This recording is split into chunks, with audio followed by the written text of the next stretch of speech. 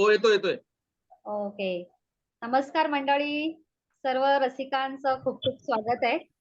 मंडळी आपल्या सगळ्यांनाच माहिती आहे की आपला हा 77वा हे पुष्प आहे. आतापर्यंत आपण 76 पुस्तकांवरती चर्चा केलेली आहे, संवाद साधलेला आहे.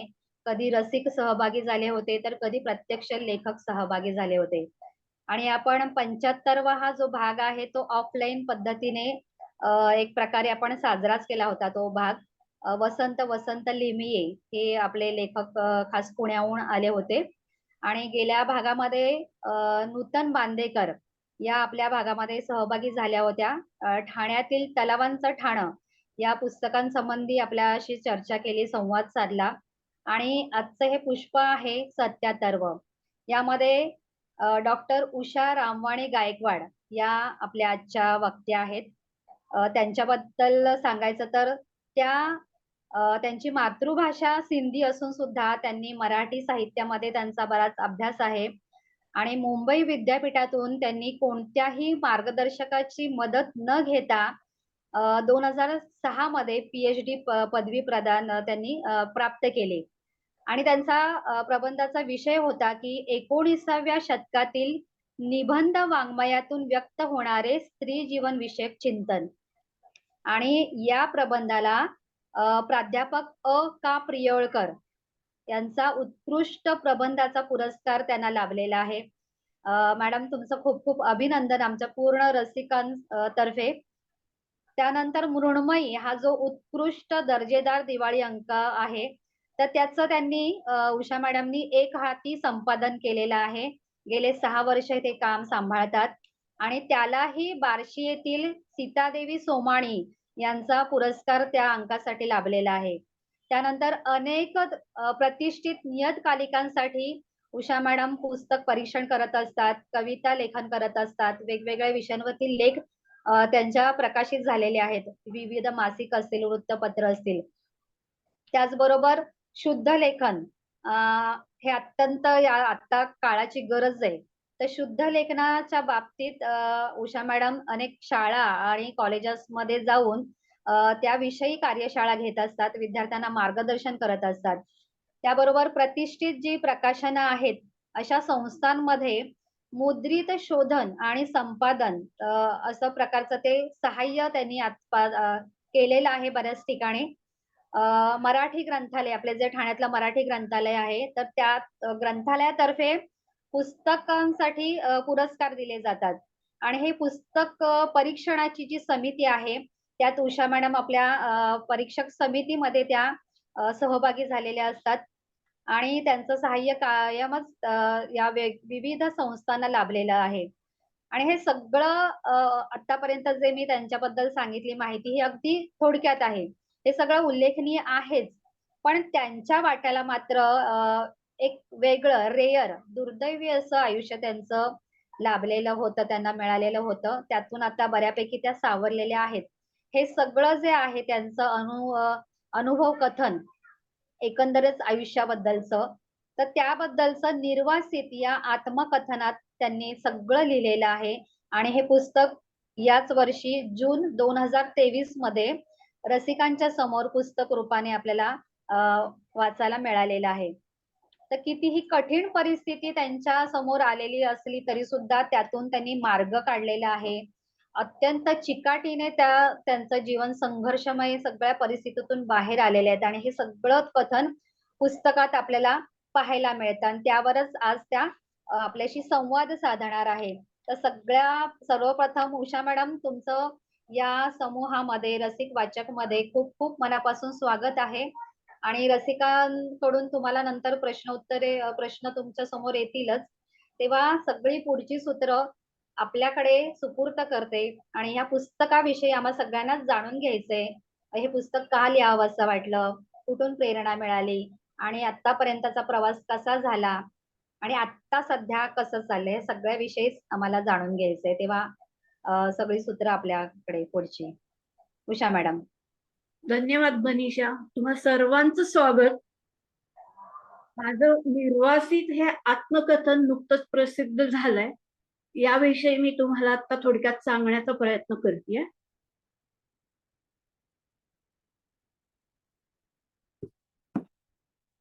आता मनीषानी माझी छान सविस्तर ओळख करून दिली.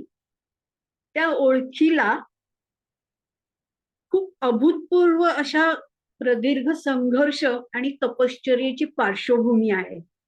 माझ्या वाट्याला अत्यंत दुर्मिळ असं दुर्दैवी आयुष्य आलं. या सगळ्या वाटचालीबद्दल मी माझ्या आत्मकथनामध्ये लिहिलेलं आहे. प्रकाशक मीच आहे. 5 वर्षापूर्वी मी या संदर्भात फेसबुकवर पोस्ट लिहिली होती. ती तुफान व्हायरल झाली. अनेकांनी मला लिहून कळवलं, फोन करून कळवलं आणि आग्रह केला की मॅडम, तुमच्या या कहाणीला इन्स्पिरेशनल व्हॅल्यू आहे. तुम्ही आत्मकथन जरूर लिहावं. मी शाळेत असतानाच तसं ठरवलं होतं. एकूणच हे पुस्तक आजच्या तरुण पिढीला नक्कीच प्रेरणादायी ठरेल असं मला वाटतं. काही वर्तमानपत्रांमध्ये पुस्तकाचं परीक्षण छापून आलंय, एक पारितोषिकही मिळालं. या पुस्तकाबाबतच्या निवडक प्रतिक्रिया आपण जरा पाहूयात थोडक्यात. महाराष्ट्र टाइम्सने म्हटलंय, निर्वासित या शब्दाचा अर्थ विविध पद्धतीने जागलेल्या लेखिकेचे हे आत्मचरित्र आहे. सिंधी तरुणीने केलेला हा संघर्ष आपल्याला अचंबित करतो. त्यांना शालेय जीवनापासूनच मराठी भाषेची ओढ होती. एका बाजूला सर्वसामान्य आयुष्य आणि एका बाजूला मराठीत PhD करण्याचं स्वप्न.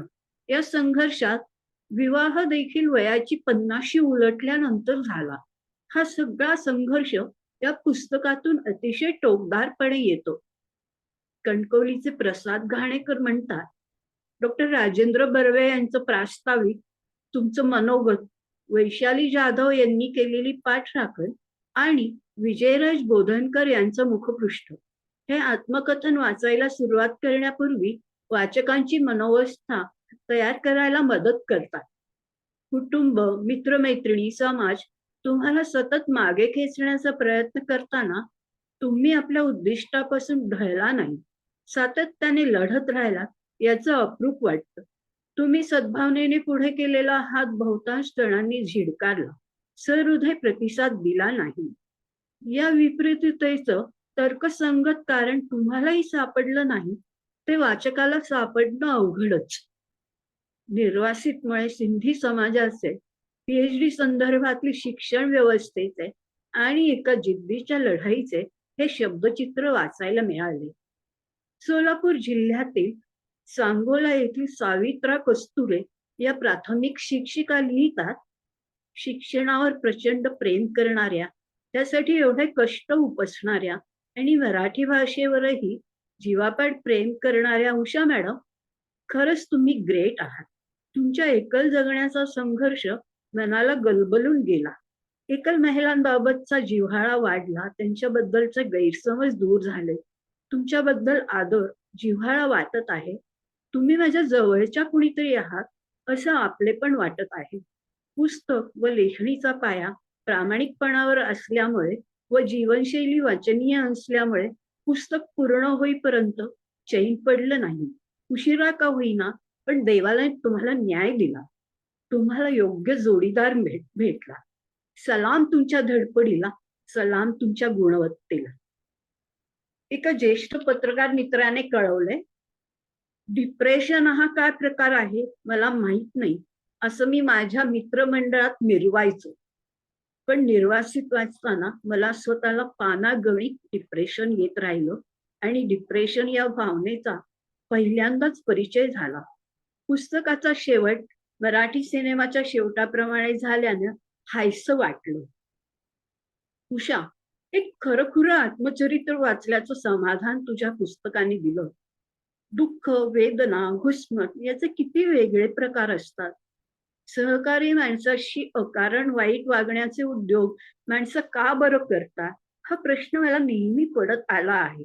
आयुष्यात मलाही असे अनुभव आले आहेत, पण तुला आलेल्या अनुभवाच्या तुलनेत हे सारे अनुभव किरकोळ म्हणावे लागतील. आपण भेटलो आहोत, विशिष्ट सभा समारंभात आपल्या जुजबी आणि ओझरत्या भेटी झाल्या आहेत. त्यावेळी तू कोण हे मला माहित नसलं तरी त्याही भेटीत तुझ्या व्यक्तिमत्वातील वेगळेपण मनाला ठासून गेलं होतं. ठसलं होतं. बसून तुझ्याशी नीट बोललो असतो निवांत तर तुझ्याबद्दल अधिक कळलं असतं आणि कदाचित मी तुझ्या प्रेमातच पडलो असतो. असो, एक विलक्षण आणि समृद्ध असा अनुभव निर्वासितनं दिला. निर्वासित हे व्यक्तिचित्रात्मक लिखाण नाही, एका परीने ते आजच्या समाजाचं आत्मचरित्र आहे. सुरुवातीला म्हटल्याप्रमाणे गोड शेवटामुळे मी डिप्रेशन मधून बाहेर आलो. निर्वासित वाचून भारावून जाऊन मी हे लिहिलं आहे. ही तुझ्या पुस्तकाची समीक्षा नाही, भारावलेल्या अवस्थेत लिहिलेली ही भावना प्रधान प्रतिक्रिया आहे. आत्तापर्यंतच ठीक आहे, पण यापुढे इतकं प्रामाणिक राहू नकोस ग बाई. भेटू केव्हा तरी कुठेतरी विनाकारण आणि विना उद्देश. आता माझ्या कहाणीची म्हणजेच माझ्या पुस्तकाचा सारांश पाहूया आपण. सिंधी समाजातल्या लासी नामक तळागाळातल्या जमातीत माझा जन्म झाला. सुखवस्तू आदिवासी म्हणता येईल अशा अप्रगत आणि विकासाच्या प्राथमिक अवस्थेतली ही जमात. पाकिस्तानच्या लोसबेला शहरात स्थायिक असलेल्या या जमातीची जगाच्या पाठीवर जेमतेम 300 कुटुंब असतील. शिक्षण, कला, ज्ञान, सामाजिक भान यांच्यापासून दूर असलेली आणि उत्सवप्रियता आणि चंगळवाद ही ठळक वैशिष्ट्ये असलेली ही जमात. फायणीचा आगडोंब सोसून ठाणे जिल्ह्यातल्या शहापूर या आदिवासी बहुल खेड्यात माझे आजोबा स्थायिक झाले. वडील गावातले प्रतिष्ठित आणि श्रीमंत किराणा व्यापारी. माझा जन्म सरंजामशाही सिंधी कुटुंबात झाला. मला सिंधी लिहिता वाचता येत नाही. आई वडिलांशी बोलणं सिंधीतच. भावंड बहुधा मराठीतच बोलतो. माझ्या जमातीतली त्यावेळेची मी एकमेव पदवीधर महिला. समाजातली मुलांची ही पहिली पिढी नुकतीच कॉलेजला जातीये. मुलं पारंपरिक व्यवसाय सांभाळतात. सुखवस्तूपणामुळे नोकऱ्या करत नाहीत, त्यामुळे शिकत नाहीत. परिणामी मुलीही शिकत नाहीत. समाजात नातीपूर्ण व्यवहारी सिव्हिलायझेशनचा कायमच अभाव. या जमातीबद्दल इतर उच्चवर्णीय सिंध्यांनाही सहसा माहीत नसतं. माझी जात कागदोपत्री कुठेच नाही. माझ्यामुळे प्रेरणा घेऊन समाजातल्या अनेक मुली शिकत्या झाल्या. समाजातल्या मुलींना घराबाहेर पडायचं फारसं स्वातंत्र्य अजूनही नाही. जमातीत मुलामुलींच्या लग्नाबाबत वयोमर्यादाही आतापर्यंत पाळली जात नव्हती. कौटुंबिक आणि सामाजिक बंडखोरी करत जगण्याच्या मूलभूत गरजांसाठीच किंबहुना अस्तित्वासाठीच आजवर मला जीवघेणा संघर्ष करावा लागला. आजवर मी जे जगले ते सगळं अशक्य कोटीतलं ऍबनॉर्मल होतं. कुठल्याही सुशिक्षित स्त्रीच्या वाट्याला येणार नाही असं. आम्ही 5 बहिणी आणि एक लहान भाऊ. बहिणी 10वी पास. त्यांची लग्न त्यांच्या 30च्या आत झाली. त्यांना नातवंडही आहेत. भाचे मंडळींमध्येही 10वी-12वीच्या पुढे कोणीही शिकलं नाही. भाऊ 6वी नापास, त्याचा मुलगा 3री नापास. भावाची घरात कायम दादागिरी, विशेषतः माझ्यावर. मौज मजा उधळपट्टी करण्यासाठी वडिलांनी त्याला आयुष्यभर भरपूर कर्ज काढून दिली. मोठ्या बहिणीचा मराठी आगरी कुटुंबात प्रेमविवाह झाला. एक बहीण 16व्या वर्षी साध्वी झाली. 10वीला तिला 86% होते. मेरिटमध्ये अपेक्षित होती. माझ्यावरही साध्वी होण्याचे संस्कार करण्याचे प्रयत्न झाले, पण मी बदले नाही. घरात मतिमंद आणि पायाने पंगू असलेला माझ्यापेक्षा 7-8 वर्ष मोठा काका होता. त्याचा बराच त्रास असायचा. आई वडिलांचा मानसिक आधार, कुटुंब घटकाचा दर्जा मला कधीच मिळाला नाही. मुलगा मुलगी, सून मुलगी असा प्रचंड भेद त्यांनी कायम केला. स्त्रीच्या वाट्याला येणारी कुठलीही सांकेतिक सुरक्षितता माझ्या वाट्याला कधीच आली नाही. वडिलांशी तर आयुष्यात 4 वाक्यही कधी बोलणं झालं नाही. शाळेत प्रगती पुस्तकावर सही करण्यापुरताच त्यांचा संबंध. आई वडिलांनी आयुष्यभर देवदेव केलं. आधी विठोबा, मग पोटोबा. घरात संतांचा कायम राबता, त्यामुळे दिवाळी, दसरा. आयुष्यातले सर्व महत्वाचे निर्णय आई वडिलांनी त्यांच्याच सल्ल्याने घेतले. 12 वर्षापूर्वी संन्यास घेऊन सध्या शहापूरला ते मठात राहतायत. मला 10वीला 74% होते. घरात कुठलेही शैक्षणिक वातावरण किंवा प्रोत्साहन नव्हतं. परीक्षेच्या काळातही स्वयंपाकासारखी कामं चुकली नाही. खायचं, जेवायचं म्हणजे काम करायलाच हवं, असं लहान बहिणींचा एक अलिखित दंड. त्यामुळे अभ्यासाबाबत स्पेशल कन्सेशन्स कधीच मिळाली नाही. सुरुवातीपासूनच मी नेहमी हुशार आणि अभ्यासू होते. मराठीत हायेस्ट असायचे. गणितात बहुधा पैकीच्या पैकी गुण असत. अक्षर सुंदर असल्याने वर्गात नेहमी तारीफ व्हायची. माझे निबंध, पत्रलेखन वर्गात वाचून दाखवलं जाईल. निबंध स्पर्धांत बक्षिसं मिळत. 10वी नंतर प्रथेप्रमाणे लग्न करायचं म्हणून माझं शिक्षण थांबलं होतं. गावातले डॉक्टर श्री आणि सौ प्रधान तसंच वडिलांच्या अनेक प्रतिष्ठित मित्रांनी शिक्षणासाठी मला पुढे जाऊ द्यावं यासाठी वडिलांना सल्ले देऊन त्यांचं मन वळवण्याचे खूप प्रयत्न केले, पण त्याचा काही उपयोग झाला नाही. कुपोषणं, रडणं, भांडणं ही माझी शस्त्र मी अधूनमधून जायचे. मला 10वी नंतर शिकवावं का हे ठरवण्यासाठी आई वडिलांनी गुरूंचा सल्ला घेतला. त्यांनी नकार दिला. मात्र 2 वर्षांनी त्यांचं पत्र आलं, उषाला शिकवा. त्या दरम्यान लग्नासाठी मला कुठलाही मुलगा सांगून आला नाही. त्याचं महत्वाचं कारण होतं, मला जाड भिंगाचा चष्मा होता. समाजाच्या दृष्टीने ते व्यंग होतं. खरं तर बरंच आधीपासून मला चष्मा लावायची गरज होती, पण आई वडिलांनी त्याकडे दुर्लक्ष केलं. 2 वर्षाच्या त्या रिकाम्या काळात शिवणकाम, भरतकाम, हस्तकला, पेटी वगैरे शिकण्याचा मी प्रयत्न केला. माझी चित्रकला उत्तम होतीच. या काळात बुद्धिबळ आणि बॅडमिंटन खेळायला शिकले. लेडीज गेम्स क्लब सुरू केला. बौद्धिक क्षमता जसजशी वाढत गेली तशा या सगळ्या बाबी पूर्णपणे मागे पडल्या, वेळेचा अपव्यय करणाऱ्या वाटू लागल्या. याच काळात ग्रंथालयात पुस्तकं मिळतात हे मला समजलं. मग मी वाचू लागले. पदव्युत्तर शिक्षणासाठी विद्यापीठात जाईपर्यंत बोलताना मी खूप अडखळायचे. त्यामुळे वक्तृत्व स्पर्धेत भाग घेणं टाळत आले. भावनिक आणि वैचारिक परिपक्वता आल्यावर हा दोष होता गेला असावा. कॉलेजला जायची परवानगी मिळाल्यानंतर मी मेडिकलला जायचं ठरवलं होतं. म्हणून बिर्ला कॉलेजला विज्ञान शाखेत प्रवेश मिळवला. 12वी उल्हासनगरला आजीकडे राहून केलं. एकुलता आणि वेडसर मामा आजीच्या हातचं जेवत नसे. मी केलेलं त्याला आवडायचं. आजी त्याच्या जेवणात औषध मिसळायची, त्याला शंका यायची. म्हणून मग स्वयंपाक करण्याचं काम माझ्याकडेच आलं. त्यामुळे 12वीला 54% पडले. मराठी विषयात 71 गुण होते. उल्हासनगरला आजीकडे राहायचं नसल्यामुळे मी ठाणा कॉलेजला प्रवेश घेतला. 12वी नंतर दरवर्षी शिक्षण सोड, तुझं लग्न लावायचंय असा वडिलांचा लफडा सुरू व्हायचा. पण तेव्हा मात्र मी ठामपणे विरोध करायचे. माझ्या योग्य मुलीला आधी समोर आणून उभा करा, आवडला तर नक्की लग्न करेन, उगीच मध्ये माझं शिक्षण सोडणार नाही असा ठाम पवित्रा मात्र मी घ्यायचे. विज्ञान वृक्ष वाटू लागल्याने ठाणा कॉलेजला शहापूर ठाणा अपडाऊन करून मराठी साहित्यात BA केलं. 2 लोकलच्या मध्ये 4 तासांचं अंतर असायचं. तेव्हा रिक्षा अस्तित्वात नसायच्या. पर्याय टांगा. कॉलेजची 8:30ची वेळ गाठण्यासाठी पहाटे 5:30ची गाडी पकडून 7च्या सुमाराला पोचावं लागेल. पुढील गाडीने गेल्यावर 10 मिनिटं उशीर व्हायचा. 11 वाजता लेक्चर संपल्यावर 11:10च्या गाडीसाठी लेक्चर संपायच्या 2 मिनिटं आधी निघावं लागायचं. BA करताना घरात काही घरगुती अडचणींमुळे मी ठाण्यातच एका हॉस्टेलला राहिले. कॉलेजच्या प्राध्यापिका सिंधू पटवर्धन आणि प्राध्यापक डॉक्टर मपू केंदुरकर यांची मी नेहमी लाडकी होते. कॉलेजमध्ये वाङ्मयीन वातावरण प्रथमच अनुभवत होते. एकदा मराठी वाङ्मय मंडळाची सेक्रेटरी झाले. कॉलेजमध्ये राज्यस्तरीय निबंध स्पर्धांमध्ये अनेक बक्षिसं मिळवली.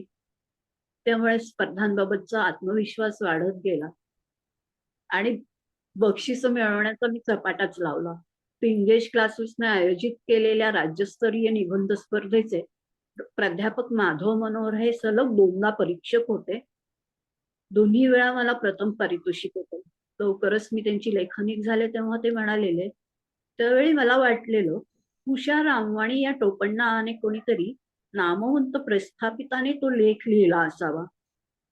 BA ला कुठला विषय घ्यावा असा मुद्दा जेव्हा आला तेव्हा केंदुरकर सरांनी सायकोलॉजी हा विषय घेण्याबाबत सुचवलं. त्यासाठी शहापूरहून रुईया कॉलेजला जावं लागणार होतं. पटवर्धनबाईंचा आग्रह होता, मराठीच घे.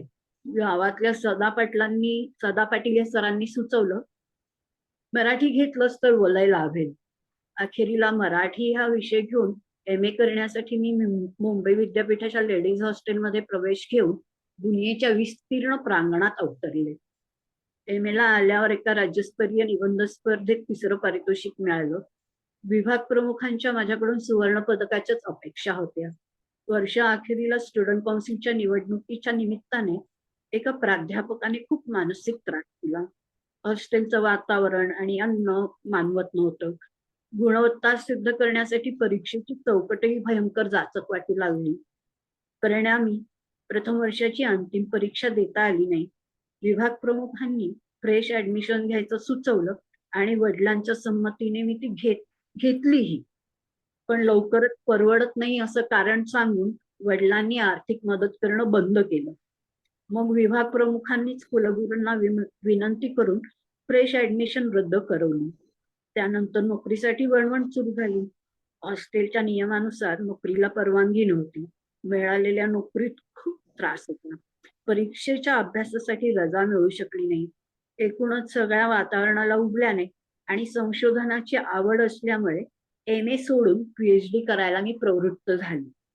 विभाग प्रमुखांच्या मते BA ला पहिला वर्ग असेल तरच BA नंतर PhD करता येते.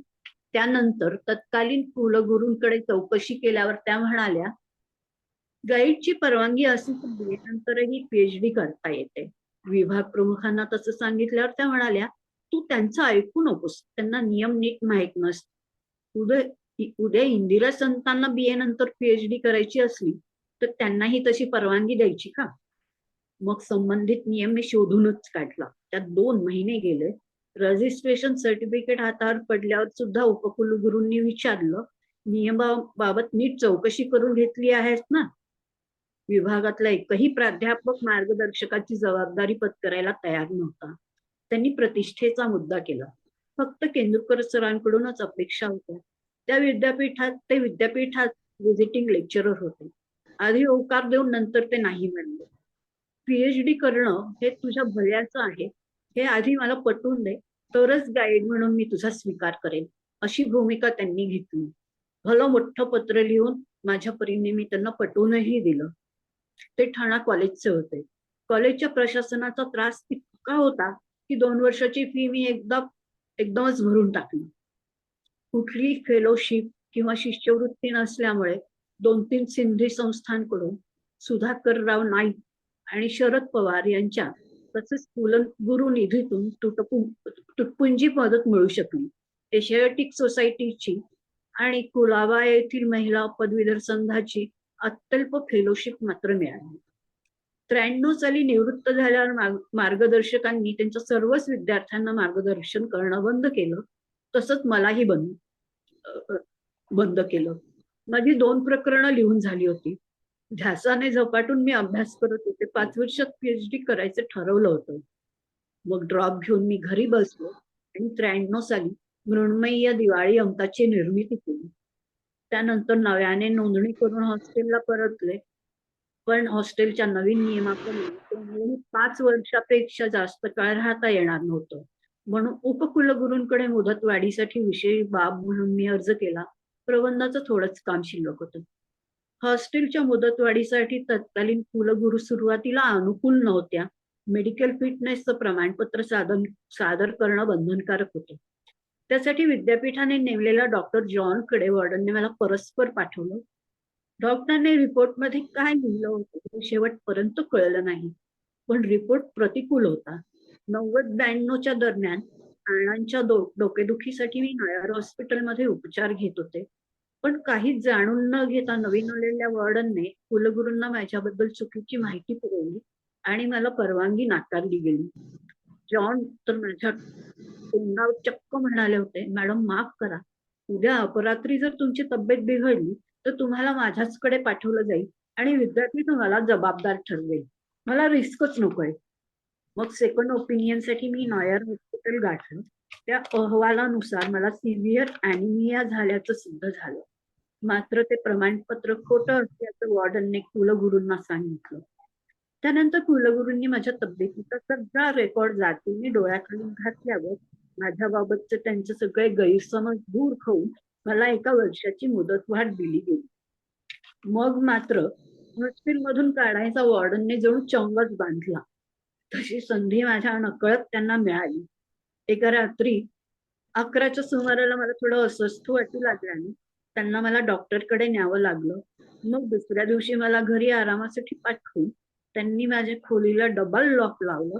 कुलगुरूंना मी कोमात असल्याचं सांगितलं. गोळ्या खाऊन मी आत्महत्या करण्याचा प्रयत्न केला असाही अपप्रचार केला. अधूनमधून माझ्या खोलीतून सामान काढायचं तरी सिक्युरिटी ऑफिसरला पाचारण केलं जायचं. लवकरच वॉर्डनने राजीनामा दिला. प्रभारी वॉर्डनने तर जास्तच असहकाराचं धोरण स्वीकारलं. कुलगुरूंनी डबल सीटेड रूम द्यायचा तोडगा काढून तसं पत्र या वॉर्डनने पाठवलं. अखेर काही कारण न देता हॉस्टेल सोडण्याबाबत मला पत्र आलं. मग मात्र खरीखुरी वेडी व्हायच्या आतच मी हॉस्टेल सोडलं आणि पुढच्या वाटचालीसाठी अनिश्चिततेच्या प्रवाहात झोकून दिलं. नवीन मार्गदर्शकांनी अतोनात छळलं. कारणाबाबत सुज्ञ सांगणं न लगे. प्रबंध 2 वर्ष अडकवून शेवटी हरवल्याचं त्यांनी सांगितलं. टाईप केलेला पूर्ण प्रबंध त्यांच्याकडे घेऊन गेल्यावर मी यापुढे तुम्हाला मार्गदर्शन करणार नाही असा पवित्रा घेत प्रबंध सादर करायची तुमची मुदत संपली ना असं त्यांनी विचारलं. मग विद्यापीठात अर्ज केला.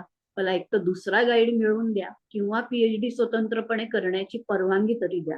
विद्यापीठाला दुसरा गाईड न मिळाल्याने पीएचडी स्वतंत्र करण्याची परवानगी त्यांना मला द्यावी लागली. याचं बरंच श्रेय बोर्ड ऑफ स्टडीजच्या अध्यक्षा प्राध्यापिका मीना गोखले यांना जातो. त्यांनी काही आर्थिक मदतही केली होती. खरं तर दोन्ही मार्गदर्शकांचं मार्गदर्शन काही झालंच नव्हतं. संत संबंधित सगळ्यांना पेढे दिले तेव्हा विभागातले प्राध्यापक वसंत पाटणकर म्हणाले, सॉरी, आम्ही कोणी तुम्हाला काही मदत करू शकलो नाही.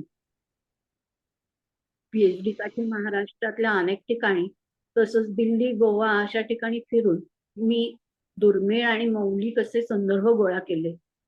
विषयही पठडीतला नव्हता. फी भरायला कित्येकदा पैसे नसायचे. प्रबंध सादर करताना विद्यापीठाने दिलेल्या माहितीप्रमाणे कुठून कुठून उसनवारी करून फीची रक्कम घेऊन गेल्यावर विद्यापीठाला त्यांची चूक लक्षात आली. विद्यापीठाने चक्रवाढ व्याजाने फी वसूल केली. फक्त 10 दिवसांची पण टर्म फी घेतली गेली. कित्येक वर्ष विद्यापीठाच्या ग्रंथालयाचा वापर न करताही तिथलीही फी घेतली गेली. फीच्या राक्षसाला निपटवून अगदी शेवटच्या दिवशी संध्याकाळी प्रबंध सादर झाला. प्रिंटरने प्रबंधाच्या एका प्रतीला सिनॉप्सिसच जोडला नव्हता, पण तो नंतर जोडायची परवानगी मिळाली. या दलदलीत पीएचडी पूर्ण व्हायला मला 17 वर्ष लागली. पदवीधर व्हायला 17 वर्ष लागतात. द्विपदवीधर व्हायला मला पुढची 17 वर्ष लागली. 17 वर्षाचा वनवासच होता तो. प्रोलॉंग डिसीज म्हटलं तरी चालेल. हाच वेळ, शक्ती, पैसा मी अन्यत्र गुंतवला असता तर आयुष्यात उभी तरी राहू शकले असते. सगळ्या शैक्षणिक व्यवस्थेने केलेल्या खच्चीकरणामुळे कंबरड पुरतं मोडून गेलं होतं. कधी कधी धक्क्या आवाजात कुठून तरी चर्चा ऐकल्या की अनेक प्रस्थापित मान्यवरांनाही त्यांच्या वैयक्तिक किंवा अकादमिक अडचणींमुळे करत असलेली पीएचडी सोडावी लागली. मी सोडून कुणालाही वाटलं नव्हतं की मी ती पूर्ण करू शकेन. एका मैत्रिणीने विचारलेलं, या जन्मी तरी तुझी पीएचडी होईल का ग?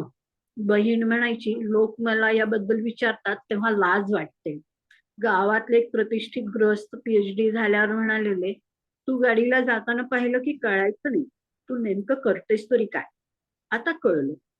कधी तांत्रिक काही चुकलं तरी अनेकांकडून ऐकून घ्यावं लागलेलं, पीएचडी ना तू, एवढंही कळत नाही?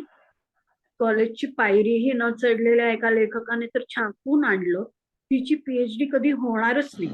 ती लोकांच्या डोळ्यात धूळफेक करते. तिने काय लिहिलंय हे तिलाही सांगता येणार नाही. मुंबई विद्यापीठ काय कोणालाही देतो पीएचडी.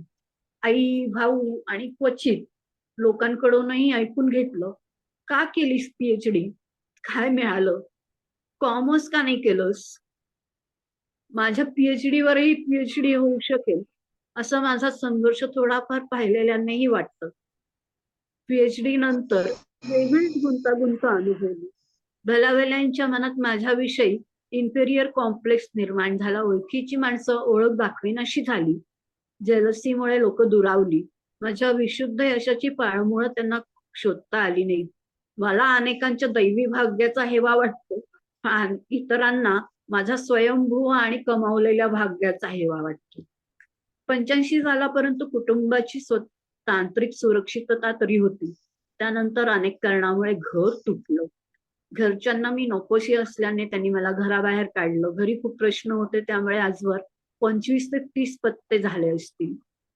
घर मालकांचे, दलालांचे अनुभव वेगळेच. डिपॉझिटसाठी अनेकदा हितचिंतकांकडे हात पसरले. नोकरी नसताना वर्किंग वुमेन्स हॉस्टेलला राहता येत नव्हतं. फक्त विद्यार्थिनींची अशी हॉस्टेल्स मुंबईत नव्हती. त्यामुळे कधी नोकरीचं खोटं सर्टिफिकेट देऊनही राहावं लागलं. सर्टिफिकेटचा खोटेपणा उघड पडल्यावर एकदा तिथून निघावंही लागलं. शहापूरहून मुंबईला अपडाऊन करताना मुंबईत कोणा मैत्रिणीकडे एखादी रात्र मुक्काम करायची गरज असायची. कधी कधी ती पूर्ण व्हायची नाही. मैत्रिणींचे कटू अनुभवही यायचे. स्वतःचं भाड्याचं घर झाल्यावर त्या अवलंबित्वातून मी मुक्त झाले. कधीतरी कुठेतरी आश्रित म्हणूनही राहिले. माझ्या समाजात नोकरी करणारी महिला आतापर्यंत नव्हती. कुटुंबात प्रोफेशनल अवेअरनेसचे वातावरण, संस्कार कधीच नव्हते. केलेल्या नोकऱ्यांमध्ये मराठी वृत्तीला सामोरं जावं लागायचं. प्रचंड आर्थिक आणि मानसिक शोषण, राजकारण झालं. भीक नको पण कुत्रं आटप इतपत. कधी हक्काचे पैसेही बुडवले गेले. घोर बौद्धिक उपेक्षाही झाली. या नोकऱ्या काटेरी रक्तबंबाळ करणाऱ्या ठरल्या. नोकऱ्यांबाबतचे हे सगळे अनुभव पीएचडी केल्यानंतरही आले. एका ठिकाणी नाईलाजाने कधी फुकटातही कामं करावी लागली. पीएचडी असूनही गरजेपोटी कधी किरकोळ कामं करायची तयारी असली तरी अनेक काम देणाऱ्याला संकोच वाटायचा आणि काम मिळायचं नाही. मॉन्टेसरीतल्या मुलांना शिकवायचं असलं तरी संबंधित प्रमाणपत्र लागतंच. नोकरीसाठी नव्याने बीएड सारखा कोर्स करायचा, तर ज्यात करिअरच करायचं नाही तो प्रांत कशाला हाताळा असा विचार असायचा. नोकरीमधल्या तुटपुंज्या पगारामुळे कित्येकदा बँकेत खातही नसायचं. अत्यंत विपन्नावस्थेत मेडल्सही विकली. छप्पर आणि पोटाचे प्रश्न सुटले, एवढेच, तात्पुरते सुटले ते. नोकऱ्या वगैरे नेहमीच मी मेरिटवरच बौद्धिक क्षेत्रात मिळवल्या. अर्थार्जनाचे मार्ग मुंबईत होते. नोकरी कधी असायची, कधी नसायची. खाजगी क्षेत्रात, त्यातही साहित्य क्षेत्रात नोकरीच्या संधी अत्यल्प होत्या. नोकरी नसताना बऱ्याचदा हातावर पोट भरणं असायचं. मराठी भाषेची मुद्रित शोधन आणि संपादनातली सूक्ष्म जाण असल्याने त्याच्याशी संबंधित बरीच कामं केली. विशेषतः शाळा कॉलेजांमध्ये बुक मार्केटिंग खूप केलं. लोकल गड्यांमध्ये, चैत्यभूमीत पुस्तकं विकली. मात्र बुक मार्केटिंग बाबत आर्थिक गणित कधी जमली नाही. शहापूरला राहताना खूपदा लांब राहते या कारणामुळे नोकरी मिळायची नाही. पैशांची कायम चणचण असूनही मानसिक समृद्धीमुळे मी स्वतःला ती कधी जाणवू दिली नाही. बालपण कसं गेलं आठवत नाही. अकाली प्रौढत्व आलं. शेअर आणि केअर हे सुख घरीदारी मला कधी मिळालंच नाही. प्रेम, सहवास, नाती हा जगण्याचा पाया मी कधी अनुभवलाच नाही. दुसऱ्याला कडीचा आधारही नव्हता. जगण्यासाठी निदान पैसा तरी हवा, पण तोही नव्हता. सगळं राम भरोसे चाललेलं. एक खांबी तंबूच होता. ही ऑल इन वन म्हणजे तमेव सर्वंची भूमिका निभवताना शो मस्ट गो ऑन असा दृष्टिकोन बाळगावा लागायचा. आत्महत्या करायला नसलेलं आयुष्य होतं. अपंगत्वाची भीती, एवढीच जगण्याची प्रेरणा. मानसिक, शारीरिक, भावनिक, पारंपरिक, बौद्धिक, सांस्कृतिक, शैक्षणिक अशा बाबतीतल्या एकटेपणाच्या परिणामांचं दुष्टचक्र अस्तित्वालाच गिळंकृत करत होतं. सगळी सायकोलॉजिकल ताकद हिरवल्यासारखी होती. प्रज्ञाचीही ताकद नव्हती. जीव नकोसा व्हायचा. आयुष्य रेटत होते. दैनंदिन आयुष्य ही पेलण्याच्या पलीकडचं होतं. ती पाठवली तरी खूप होतं. अगदी अन्नाच्या भुकाही मरायच्या. जेवण धड बनवायचे नाही, बनवलं तरी ते बऱ्याचदा जात नसे. धारेवरची कसरत व्हायची. दुखणी अंगावर काढत होते. आजार शारीरिक आहे की मानसिक आहे हे मलाच कळायचं नाही. डॉक्टरच्या फीसची भीती वाटायची. कधी काही कमी जास्त झालं तर सोयरसुतक असणारं कोणी नव्हतं. घरच्यांचे फोन नंबर्सही कोणाकडे नव्हते. सुदैवाने तशी वेळ आली नाही हा भाग वेगळा. जगवणुकीच्या या सगळ्या धवडग्यात अदृश्य असं जगावेगळं अपत्यत्व भोगलं. डोकं मेंदू शाबूत ठेवणं मोठं आवाहन होतं. वेळ मात्र लागू दिलं नाही. मनाला कितीही समजावलं, बळ कितीही एकवटलं, कितीही मारावं म्हटलं तरी मन काही मरत नव्हतं. कोकणाचा घातांकच व्हायचा. दिवे ह्या सगळ्या मानसिकतेबद्दल खूप सांगते. अजून विस्ताराने बोलत नाही. नोकरीने मला थोडीफार प्रतिष्ठा दिली. 4 जाणकारांकडून कौतुक होण्यापलीकडे काही झालं नाही. व्यावसायिक संधी मिळाल्या नाही. संधी मिळाली नाही. व्यक्तिगत आयुष्यात फारसा फरक पडला नाही. कारण तथाकथित MA ची पदवी घ्यायला व्यक्तिगत कारणांमुळे कमी पडलं. माझ्या कार्याची, जगण्याची जाहीर दखल कोणालाही घ्यावीशी वाटली नाही. सॉरी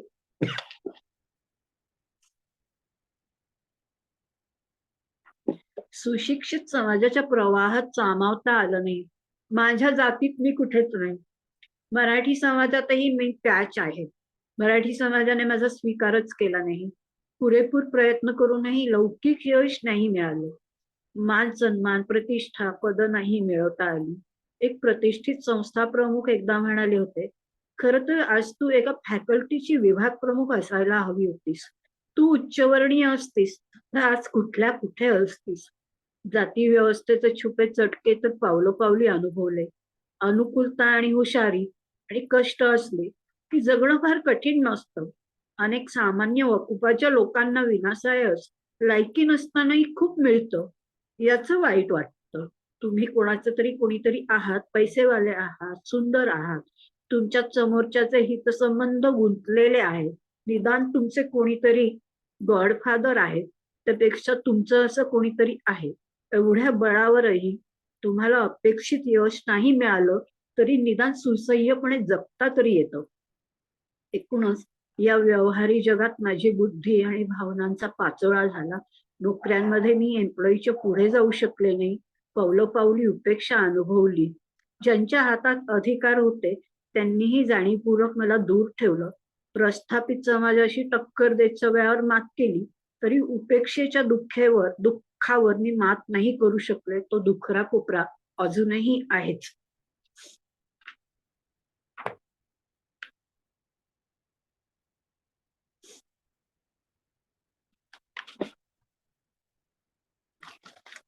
तर मी शेवटाकडे येते. हे जरा थोडस जास्त भावनिक झालं असावं कदाचित. शेवट गोड झाला त्याबद्दल ऐकूया आपण. 30 वर्षात जोडीदाराचा शोध घेण्याचा खूप अथक प्रयत्न केला पण तो मृगजळच ठरत गेला. माझ्या आंतरिक सौंदर्यात डोकावून पाहणारी एकही व्यक्ती मला भेटली नाही. दिसणं आणि जात हे माझं लग्न न होण्यामागचे महत्वाचे घटक. माझ्या जातीत मागासलेपणा. मराठी लोकांसाठी मी आंतरजातीय. माझं मराठी पण समजून घेणारं कोणी भेटलंच नाही मला. जातीबाबत आडनावातच विकेट जायची. स्वतः कितीही कुरूप बिजवर असले तरी खाईन तर तुपाशी अशीच वृत्ती पाहिली. विशिष्ट ठिकाणी भेटायचं ठरवल्यात तिथवर येऊनही न भेटता गेलेले अनेक जण होते. माझ्या कुठल्याच अटी नव्हत्या कधीच. विवाह मंडळांचाही स्वतंत्र अनुभव. अशा सगळ्या अनुभवांमुळे माझ्यातल्या स्त्रीत्व भावना पायदळी तोडवल्या गेल्या. अखेर 28 मे 2015 रोजी माझ्या आयुष्यात चमत्कार घडला. माझ्या 52व्या वर्षी ठाणे येथील दीपक गायकवाड या सद्गृहस्थांशी मी विवाहबद्ध झाले आणि माझ्या आयुष्याला टर्निंग पॉइंट मिळाला. दीपक हे स्वेच्छानिवृत्त ऑफिसर, लाखात एक माणूस. शिकताना गरिबीचे चटके सोसत खडतर आयुष्य जगले. एका टक्क्याच्या फरकाने त्यांचं मेडिकल उठलं होतं. घरी कोणतीच शैक्षणिक पार्श्वभूमी नव्हती. सामान्य शेतकरी पुत्र. जुन्नरकडच्या एका छोट्या खेड्यात त्यांचं बालपण गेलं. आमचं लग्न दोन्हीकडच्या निवडक माणसांसहित अत्यंत साधेपणाने रजिस्टर्ड पद्धतीने पार पडलं. माझी मोठी बहीण आशा वारघडे हिने लग्नाची सगळी जबाबदारी यशस्वीरित्या पार पाडली. आई वडिलांना गुरूंची परवानगी नसल्याने ते लग्नाला आले नव्हते. मात्र पुढील वर्षी लेकीचा सुखासमाधानाचा संसार पाहायला ते येऊन गेले. आता सगळ्या प्रकारच्या अवलंबित्व आणि विवशतेपासून दूर राहून संसारात मी छान सेटल झाले. असहकार्य करणाऱ्या सगळ्या यंत्रणा आता सहकार्य करू लागल्या. पुण्याला असलेली आमची मुलगी अधूनमधून माहेरपणाला येते. आम्ही भरपूर एन्जॉय करतो. सुरुवातीपासूनच नातेवाईकांच्या सुखदुःखात सहभागी होऊन मी नाती मेंटेन करत आले. विवाहोत्तर आयुष्य जगताना पूर्वी भोगलेल्या सगळ्या आयुष्याचं ट्रेनिंग आता कामी येत आहे. यापूर्वी फक्त नशिबाची साथ नव्हती, प्रदीर्घ अंधार झाला इतकंच. तो दूर करायला कित्येक मरण मरावी लागली. माझे प्रश्न मी नक्कीच ओढवून घेतले नव्हते, ते नियतीने लादले होते. शत्रूच्याही वाट्याला येऊ नये असं भयंकर होतं ते सगळं. आज माझ्या क्षमतांचा उपयोग इलेक्ट्रॉनिक माध्यमातून नेटवर्क बिल्डअप करण्यासाठी, स्वतःचं मार्केटिंग करण्यासाठी, नवीन तरी वेगळं असं पर्यायी विश्व उभारण्यासाठी मी करत आहे. इंटरनेटच उशिरा का होईना मला न्याय मिळवून देईल याची मला पूर्ण खात्री आहे. प्रबंध सादर केल्यानंतर जुलै 5च्या पावसात शहापूरला असलेलं माझं आणि आईवडिलांचं घर उद्ध्वस्त झालं होतं. माझा फक्त कागदी संसार पूर्ण वाचला. माझ्या क्रिएटिव्हिटीला, लिखाण, संशोधन, संपादन क्षमतेला पुरेसा न्याय देता येईल असं मला वाटतं. त्यासाठीच गेल्या 45 वर्षातला महत्वाचा वाटलेला कागदाचा तुकडा मी जपून ठेवला. हीच माझ्या आयुष्यातली इस्टेट. तिच्याच आधारे ध्येय गाठण्यासाठी आजवर मी तग धरून राहू शकले. कुठलाही स्त्री व्यासपीठ, शिष्यवृत्ती, सरकारी योजना, सवलती वगैरेंच्या साच्यात न बसल्याने त्यांचा लाभ मला मिळू शकला नाही.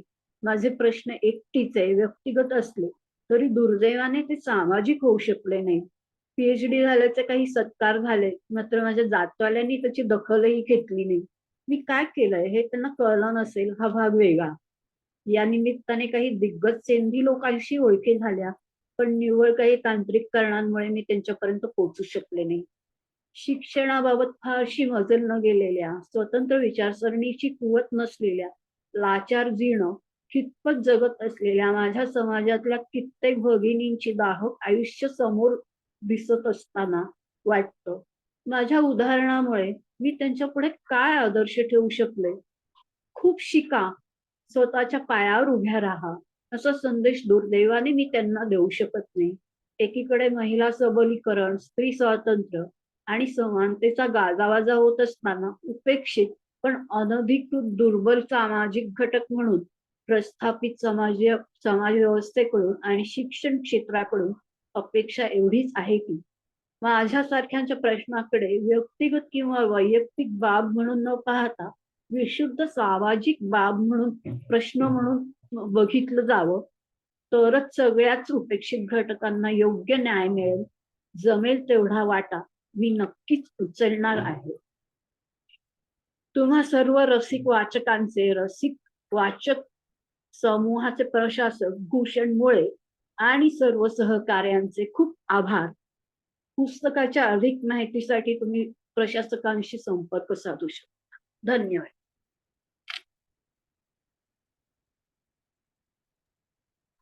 धन्यवाद उषा मॅडम. एकदम संघर्षपूर्ण जीवन तुम्ही जगलात आणि खूपच वेगळं, म्हणजे बऱ्याच लोकांचं बालपण अत्यंत सुखात किंवा प्रेमाच्या वर्षावात जातं, पण तुमचं बरोबर विरुद्ध होतं. आणि या सगळ्यातून तुम्ही बाहेर पडलात, तुम्ही संघर्ष करत राहिलात आणि छोट्या छोट्या संघर्षां सुद्धा तुम्ही म्हणजे कधी यश येईल कधी अपयश येईल याचा विचार न करताच पुढे जात राहिलात, हे विशेष. याबद्दल तुमचं खरोखर कौतुक, तुम्हाला सॅल्यूट. आणि तुमचं नक्कीच हे आत्मचरित्र वाचल्यावर अनेकांना प्रेरणा मिळेल यात काही शंकाच नाही. धन्यवाद. आता हा मंच खुला आहे, कोणाला काही विचारायचं असल्यास विचारू शकता, काही पुस्तकावर बोलायचं असल्यास, पुस्तकावर विचारायचं असल्यास विचारू शकता, किंवा उषा मॅडमच्या जीवन प्रवासाबद्दल काय विचारायचं असेल तर विचारू शकता.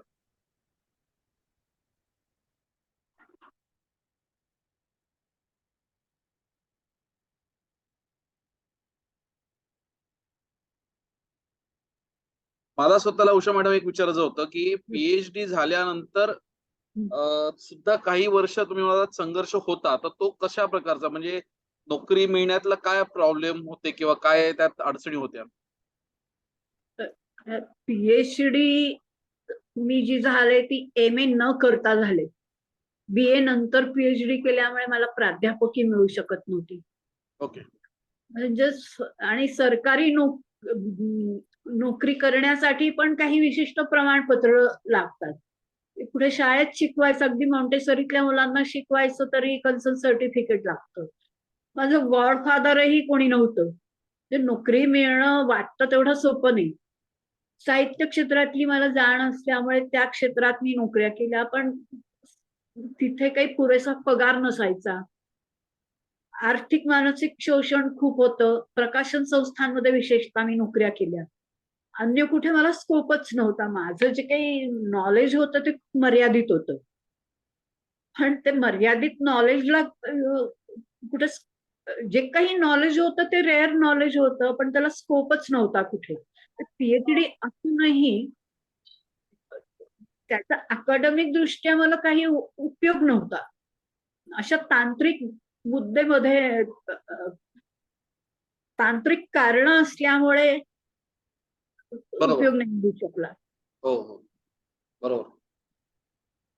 एम ए झाले असते मी तर सगळ्या वाटा अगदी सोप्या झाल्या असता, पण एम ए नसल्यामुळे अडचणी आल्या आणि दुर्दैव हा एक मोठा भाग असतोच. बरोबर.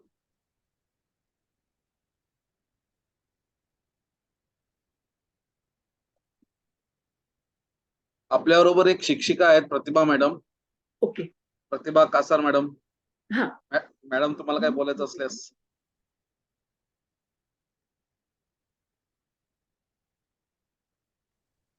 नमस्कार sir, me on the way car मध्ये. आवाज येतोय का? मला येतोय. हॅलो. येतोय, येतोय. हा हा. हे तुमचं अतिशय छान झालंय, आवडलं. आणि विचारायचं असं काही नाहीये, पण खूप छान धन्यवाद मॅडम. लेक्चर खूप छान. धन्यवाद. लीला दादी कोण आहे? त्यांनी हात रेस केलाय. त्यांना काय विचारायचं असलं तर तुम्ही अनम्यूट करून विचारू शकता.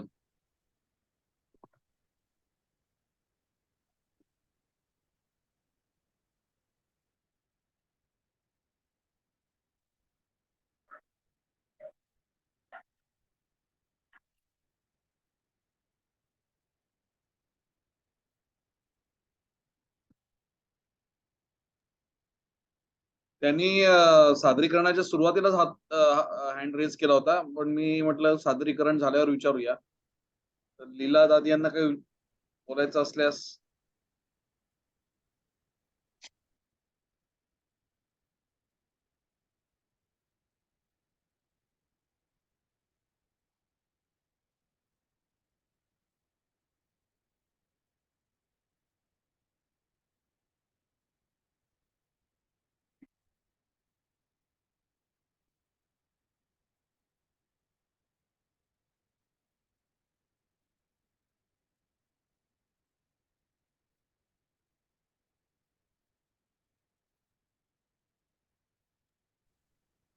कोणाचे प्रश्न नसले तर मग पुढे नेऊया कार्यक्रम. हो.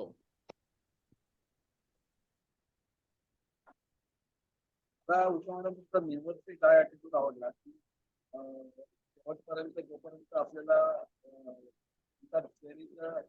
Light at the end of the tunnel, light येईपर्यंत प्रकाश येईपर्यंत तुम्ही चालत राहिला, मार्गक्रमण करत राहिला, तो light at the end of the tunnel तुम्हाला मिळाला.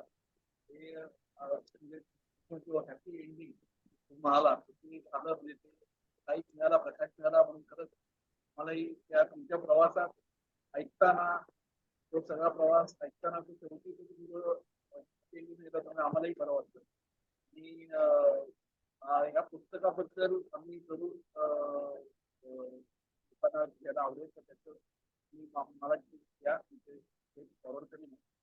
पुढे जायच्या आधी वाईल्डले सरांना विनंती करतो की त्यांनी वोट ऑफ थँक्स द्या.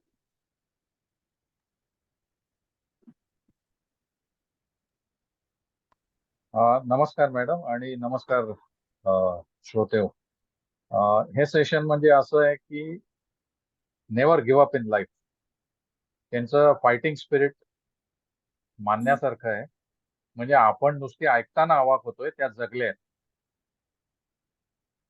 आणि माझ्या मते आपण या सब्जेक्टवर असताना मला एक प्रश्न विचारायचा आहे, जो आम्ही आधी विचारायचा विचार करत होतो, पण आता मी ओपनली विचारतोय की जेव्हा तुम्ही म्हणलात की 53व्या वर्षी टर्निंग पॉइंट होता, त्यावेळेला असं तुम्हाला इन्क्लिंग आलं का की आता आपला काळ बदलतोय? हो, काळ नक्कीच बदलला माझ्या आयुष्यात. नाही, तुम्हाला इन्क्लिंग आलं का आधी? म्हणजे आधी असं वाटलं का की काहीतरी फेवरेबल होत आहे, असं वाटलं का? जनरली आपण निगेटिव्हिटीवरनं पॉझिटिव्हिटी मध्ये जातो, त्यावेळेला एक सिच्युएशन अशी येते की तुम्ही टोटल निगेटिव्ह असतात, त्याच्यानंतर ती थोडी थोडी कमी होत जाते आणि त्याच्यानंतर एक वेळेला तुम्हाला असं वाटतं की yes, there is hope in life. तर तसं झालं का? आणि ते 53व्या वर्षी ते ऍक्च्युअल तुमचं मॅरेज झालं, म्हणजे याच्या आधी 1-2 वर्ष तुम्हाला हे असं फिलिंग आलं होतं का? मला नक्की हा शब्द तुमचा कळला नाही. नाही मॅडम, तुम्हाला अशी जाणीव झाली होती का की आपली वेळ आता टर्न होती? 1-2 वर्ष आधी असं जाणवत होतं का की थोड्याफार गोष्टी आपल्या फेवर मध्ये होत आहेत, असं तुम्हाला वाटत होतं का? नाही, अनपेक्षितपणे लग्न झालं माझं. ओके. फेब्रुवारी मध्ये मी दीपक गायकवाडांना भेटले होते, फेब्रुवारी 15 मध्ये. तोपर्यंत माझे लग्नाचे प्रयत्न चालू होते. काही फेवरेबल काही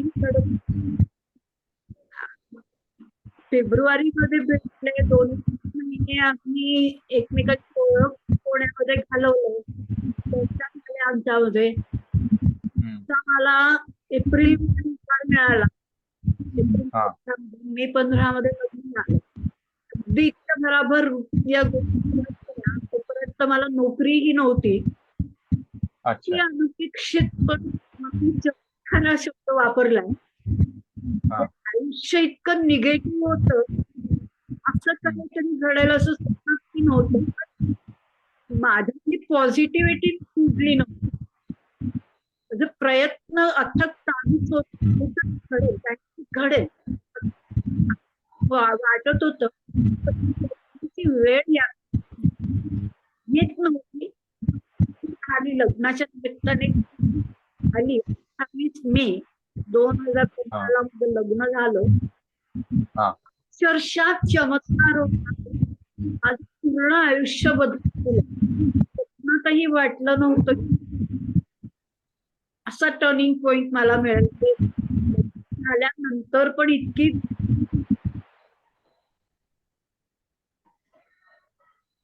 फेवरेबल सिच्युएशन माझ्या वाटलं असं वाटलं नव्हतं. सगळं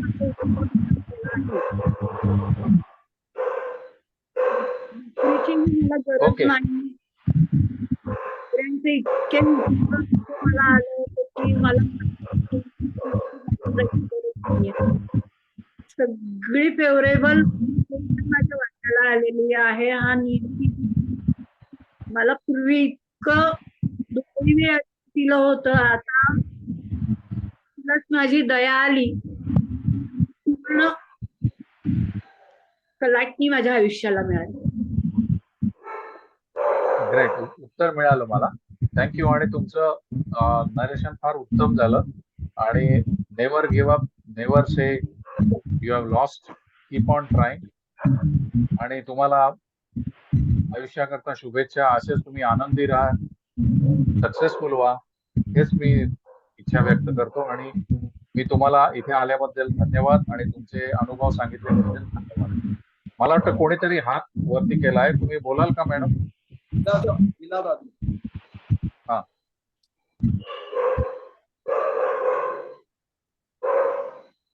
मॅडम विचारा, तुम्हाला प्रश्न विचारायचा.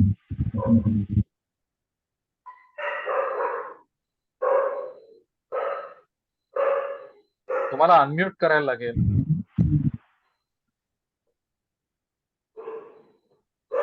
अनम्यूट केलेलं आहे. मग लीला दादी मॅडम, तुम्ही विचारू शकता काय विचारायचं.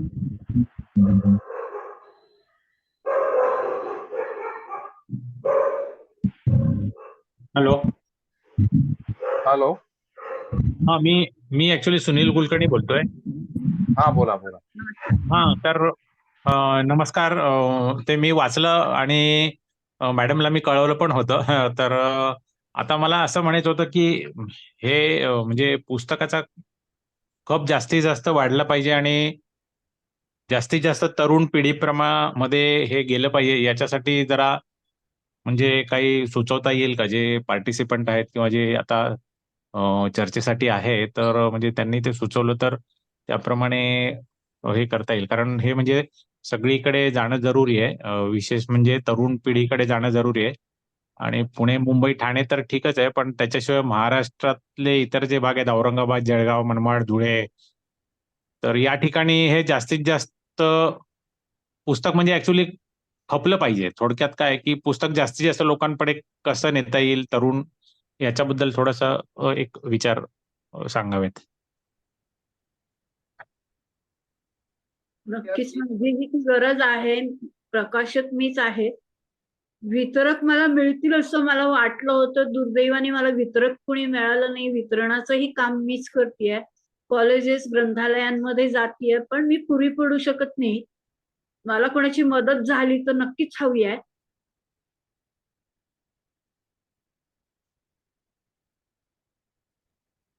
नक्कीच आम्ही रसिक वाटपतर्फे प्रयत्न करू. आमच्या काही लायब्ररी आम्ही पोचू शकतो, तर तिथे आम्ही नक्कीच तुमचं पुस्तक पोहोचवण्याचा प्रयत्न करू. आणि प्रत्येकाचं तर या भूषण, तुझा आवाज येत नाहीये. का? नाही, अजून येत नाही क्लिअर. बारीक येतोय आवाज, क्लिअर येत नाहीये.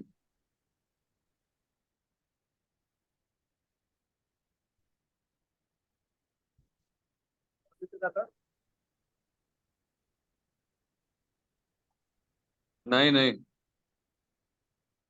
ओके, मग सुरत टू कंडक्टर मला आवाज प्रतिभा खासर यांनी हात वर केलाय.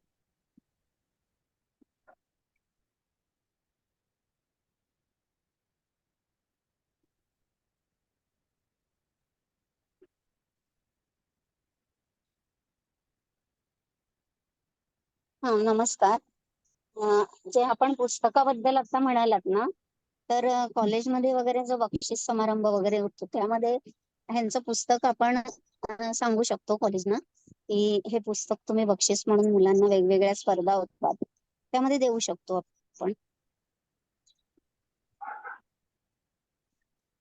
यासाठी मी मदत करीन हवं तर. माझ्या जे ओळखीचे कॉलेज आणि इतर शाळांमध्ये ना पुस्तक आहे ते वितरणासाठी मी मदत करीन. धन्यवाद. तुमचा नंबर मला कृपया द्या, किंवा तुम्ही मला कृपया फोन करा प्लीज. हो, बरं. तुमचा नंबर मिळाला ना की मी सांगते, कारण तरुण पिढीकडे हे पुस्तक जाण्यासाठी कॉलेज मधनं इतर ज्या स्पर्धा किंवा वेगवेगळ्या पण होत असतात त्या तरुणांसाठी म्हणून आपण करू शकतो असं. ओके, खूप चांगला उपाय सुचवलाय तू. ठीक. मुळे दुसरं असं सरांकडून की प्लीज आपण माझा नंबर घ्या. हो हो. आणि दुसरं असं की आपण इतर वेळी जेव्हा काही प्रेझेंट देतो लग्न कार्य, त्याबरोबर एक पुस्तक सुद्धा त्या प्रेझेंट बरोबर देता येईल आपल्याला. नक्कीच नक्कीच. वाचू शकतात, है की नाही? ठीक, आपण प्रयत्न करू. नक्कीच. थँक्यू. अच्छा अच्छा. आणखीन एक परीक्षण अनेक लोकांनी लिहिली पाहिजे. हा, कुलकर्णी सर, आवाज जरा ऐकू येत नाहीये. परीक्षण या पुस्तकावरती अनेक जणांनी लिहिली पाहिजे.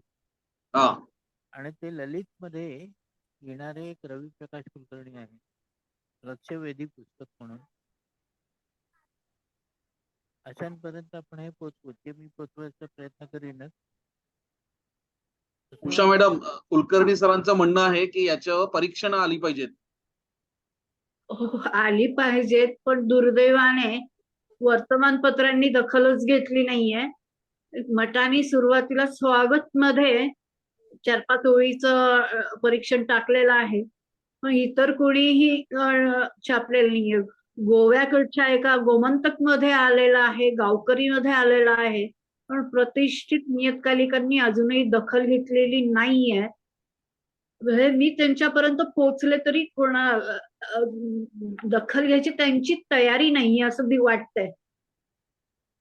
त्यासाठी काय करता येईल, तुम्हाला कोणाला सुचत असेल तर सांगावं. ते त्यांच्या सगळ्यांच्या ईमेल मिळतात. कुलकर्णी सर आवाज. प्रेस क्लब मध्ये सगळ्यांच्या ईमेल मिळतात. त्या सगळ्यांना या पुस्तकाची थोडक्यात माहिती म्हणजे प्रेस नोट सरळ सरळ प्रेस नोट तयार करून द्यायला पाहिजे. 1 पेज प्रेस नोट असते, ती सगळ्या प्रेसला पाठवायला पाहिजे. तर हे नक्कीच लोकांपर्यंत पोहोचेल.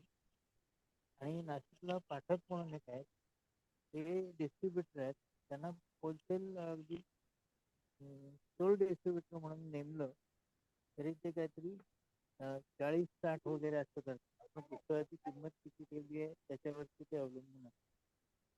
जर खर्च 30 रुपये आला असेल तर 60 रुपये किंमत ठेवून चालत नाही, त्याची किंमत 90 रुपये ठेवायला लागते. आणि 90 ते मधले पैसे घेतात, 50% लोक पैसे घेतात. गेम ऑफ मनी. पण परीक्षण आली तर जास्त उत्तम होईल. मी रेकमेंड करेन दोघा तिघांना. सर तुम्ही म्हणताय प्रेस क्लब मधनं ईमेल आयडी मिळवून त्यांना एक पानाई प्रेस नोट ईमेल करायची असंच म्हणताय ना उषा मॅडम? हा आलं लक्षात. माझ्याकडे अनेकांचे ईमेल्स, फोन नंबर्स आहेत, पण त्याचा तसा उपयोग काही होत नाही. मी 2-3 ठिकाणी असं पाठवलंय पुस्तक, पण ते पुस्तक नेमकं कोणाच्या हातात पडतंय हे कळू शकत नाही. संपादकांशी ओळखी नाही. असेही संपादक आहेत की त्यांना म्हणजे पुरोगामी आपण ज्यांना म्हणू, असेही काही संपादक आहेत ज्यांच्याशी मी प्रत्यक्ष बोलले. त्यांनीही मला स्पष्ट नकार दिलाय. आमच्याकडे अशी महिन्याला खूप पुस्तकं येत असतात, आम्ही कुणाकुणाची परीक्षणं छापणार असंही ऐकायला मिळालंय. म्हणजे नुसती पुस्तकं पाठवून उपयोग होत नाही, ती प्रॉपर लोकांपर्यंत पोहोचली पाहिजेत, आपल्या ओळखी असल्या पाहिजेत. पीडीएफ आहे का तुमच्याकडे? हो, पीडीएफ आहे माझ्याकडे. पीडीएफ bookganga.com ला पाठवलं तरी सुद्धा त्याचा उपयोग चांगला होतो. माझ्यातर्फे मी तो प्रयोग यशस्वी करू शकेल. बुकगंगाचे जुगळेकर माझ्या ओळखीचे आहे, त्यांना पाठवता येईल ते, आणि ते अपलोड पण करतात लगेचच्या लगेच. त्यात 2 प्रकार असतात. एक फिजिकल पुस्तक पाठवायचं असेल तरी सुद्धा ते पाठवून देतात. म्हणजे तुम्ही त्यांच्याकडे 10 कॉपी ठेवायच्या, 10 संपल्या की ते परत आणखीन 10 मागवतात. पण पीडीएफ जर ठेवली तर पीडीएफ आता 100 रुपयाचं पुस्तक असेल तर 40 रुपयाला पीडीएफ मिळते. 40 रुपयाचे 40 रुपये. आपलं काय प्रिंट कागद काही जात, तर तसं करायलाही हरकत नाही, जेणेकरून हे सगळीकडे प्रसृत होईल. आणि सर मगाशी तुम्ही म्हणत होतात 1 पेजर प्रेस नोट पाठवायची ना, पुस्तक पाठवायचं तुम्ही म्हणत नव्हतात. नाही, पुस्तक पाठवायचं हे bookganga.com सारख्या लोकांना. हा उषा मॅडम, कुलकर्णी सर म्हणतायत पुस्तक bookganga.com ला पाठवायचं, पण प्रेस क्लब मधले जे ईमेल आयडी मिळतात त्यांना पुस्तक नाही पाठवायचं, त्यांना फक्त एक पानी प्रेस नोट म्हणजे सारांश पाठवायचा पुस्तकांचा. बरोबर. आणि मग त्यातून काही जनरेट होऊ शकतं. तसा प्रयत्न करता येईल नक्कीच. आणि आमच्या प्रत्येकाच्या कुठे ना कुठे ग्रंथालयात आणि याच्यात ओळखी आहेतच, तर आम्ही नक्कीच आमच्या परीने प्रयत्न करूच हे पुस्तक जास्तीत जास्त तिथपर्यंत पोहोचण्यासाठी. नक्कीच मीही तुमची मला जर काही मदत झाली तर मला आनंदच होईल. नक्कीच करू. आताच नुकताच प्रदीप वाचनालय म्हणून ठाण्यात आहे, त्यांचं एक मोठा कारकिर्दीतला एक टप्पा पार पडला. तर प्रदीप वाचनालय यात ओळख आहे, ते तुमचं पुस्तक पोहोचलं नसेल तर आपण नक्कीच तिथे पोहोचवण्याचा प्रयत्न करू. चालेल, मी तुमच्याकडनं नंबर घेते उद्या आणि मी प्रत्यक्ष भेटते त्यांना. हो.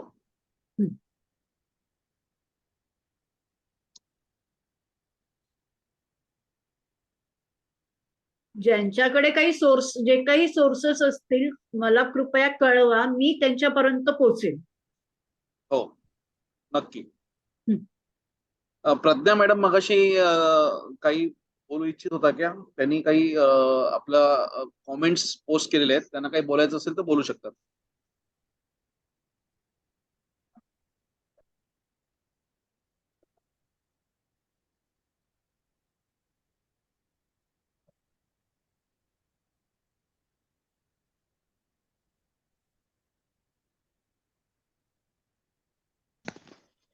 हा, नमस्कार मॅडम. नमस्कार प्रज्ञा मॅडम. हा, पुस्तक तर तुमचं आता प्रकाशित झालेलं आहे. हो. हा, तर तुम्ही बघा, स्टार ग्रुपवरती जे सुरुवातीला जे पाठवलं होतं, हा हा, तुम्ही लिहिलेलं की नाही? हा हा हा, तर म्हणजे सगळं पुस्तकाच्या प्रस्तावनेमध्ये तुम्हाला डॉक्टर साहेबांनी जे हिरो म्हटलेलं आहे, तर आज सारांश याच्यामध्ये तुम्ही जे पूर्ण पुस्तकाचा सारांश जो वाचून दाखवलेला आहे, हं. तर तुम्ही आज ऐकल्यानंतर खरोखरच एक हिरो जे म्हटलेला आहे, आपण जनरली हिरो एक म्हणजे पुरुष प्रधान संस्कृतीमध्ये कसं पुरुषाला म्हणत असतो, पण हं. त्या प्रस्तावनेमध्ये तुम्हाला जे हिरो म्हटलेलं आहे, तर ते हं. खरंच सार्थक आहे असं मला वाटतंय. वा धन्यवाद. आहे ना? वा वा, तुम्हाला उषा मॅडम तुम्हाला एक मोठी दाद दिलेली आहे त्यांनी. नक्कीच नक्की. आणि पुस्तकं होईल मॅडम. तुम्ही म्हणजे जे पुस्तक वितरणाबद्दल बोलत आहात ना, तर हा जसं आता महाराष्ट्रामध्ये तुम्ही बोलले, की तुम्ही तिकडे पुण्या, मुंबईमध्ये मोठमोठ्या शहरांमध्ये हे पोहोचलेलं आहे तुमचं पुस्तक. पण आता जसं माझं हे वर्धा जिल्ह्यामध्ये हिंगणघाटला आहे. हा तर इकडे आता जसं तुम्ही म्हणता, की म्हणजे कळायला पाहिजे नवीन तरुण पिढीला, शिक्षण क्षेत्रातील मुलांना कॉलेजमध्ये, तर होईल याचा प्रसार. तुम्ही निश्चिंत राहा याच्याबद्दल. असं होईल मॅडम. हो, होईल नक्कीच. जरा वेळ लागेल तेवढंच. हां, हो. मलाही आशा आहे. हां. थोडा काळ तर जाईल, हरकत नाही. काय लागेल, जसं आता तुमच्या पी-एच-डीलाच जर एवढा वेळ लागला बरोबर. आणि त्याच्यानंतर त्याचं सार्थकच झालेलं आहे मॅडम. हो. आहे ना, सार्थकच झालेलं आहे, तर होईलच मॅडम. नक्कीच आमच्या शुभेच्छा तुम्हाला तुमच्या पाठीशी आहेत. धन्यवाद. धन्यवाद. हां, हां. ठीक आहे मॅडम. वा, खूप छान प्रतिक्रिया दिली आहे.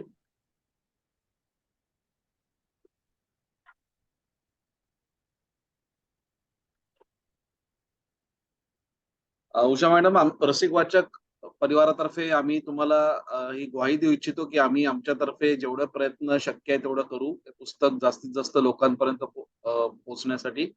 आणि इथे तुम्ही वेळात वेळ काढून आलात आणि तुमच्या या प्रवासाबद्दल आणि तुमच्या संघर्षाबद्दल आम्हाला माहिती दिलीत, त्याबद्दल पुन्हा एकदा रसिक वाचक परिवारातर्फे आपले आभार.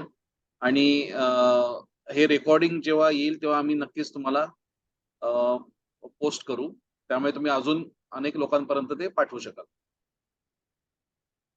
तुम्ही मला संधी दिल्याबद्दल तुम्हा सगळ्यांचे आभार. धन्यवाद.